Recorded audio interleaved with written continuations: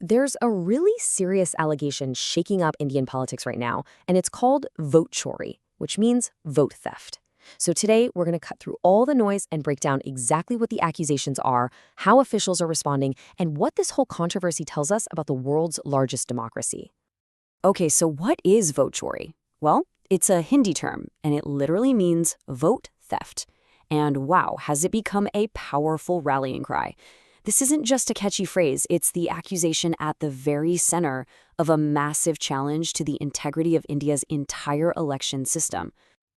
All right, so what are we actually talking about when we say vote theft? Let's really dig into the specific claims being made by the opposition against the Election Commission of India. That's the ECI, and of course the ruling BJP party. The claim that's grabbing all the headlines is just staggering. Get this. The opposition is alleging that in the state of Haryana, 1 out of every 8 voters on the official list was a fake entry.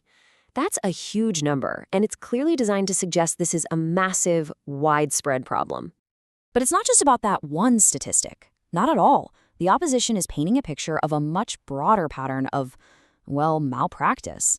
They're talking about duplicate names, bogus entries, and, this one's wild, a claim that a Brazilian model's photo was used for multiple different voter IDs.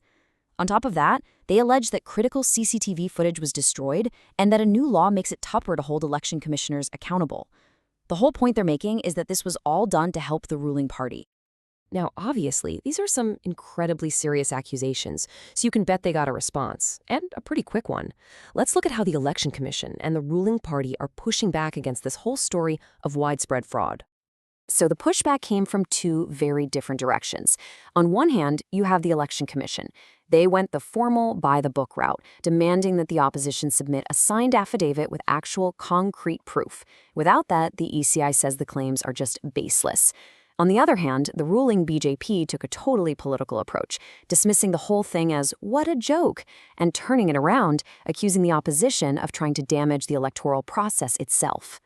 And a really crucial part of the Election Commission's argument comes down to timing. You see, they've pointed out that, according to their records, the opposition never actually filed any official legal challenges about these voter rolls through the proper channels, before or during the election, which really makes you wonder, why are all these allegations coming out now? Okay, so this whole back and forth, it might seem like just another political squabble, right? But it's so much more than that. This really gets to the very core of how a democracy is supposed to work and raises some huge questions that go way beyond just one election. When you strip it all away, what is this really about? It's about the integrity of the vote, period. It makes you ask, are the voter lists fair and accurate? Is the Election Commission truly independent and transparent? And the big one, can people actually have faith in the election results? It also brings up this massive divide. Should you fight this out in a court of law with evidence or in the court of public opinion? So, where does all of this leave us? Well, pretty much in a political standoff, with both sides completely dug in and refusing to budge. And you can be sure the media is paying close attention. As this quote from an editorial suggests, there's a growing feeling that these allegations, especially that one about Haryana, are just too serious to be ignored. The pressure is definitely building on the Election Commission to give a more thorough answer, something more than just demanding a legal document.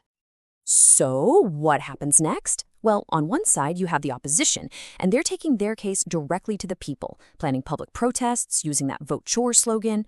And on the other side, the Election Commission is digging in its heels, insisting that without legally submitted proof, there's simply nothing for them to investigate. This whole controversy really boils down to one of the biggest, most fundamental questions any democracy can face. It's all about trust, responsibility, and who has to prove what. And that leaves us with this huge, central dilemma. Who has the bigger job here? Is it up to the citizen, the person making the accusation, to come up with ironclad proof of wrongdoing? Or is it up to the institution, the one being accused, to proactively prove that it's transparent and worthy of the public's trust in the first place? There's no easy answer to that, and it's at the very heart of this entire debate.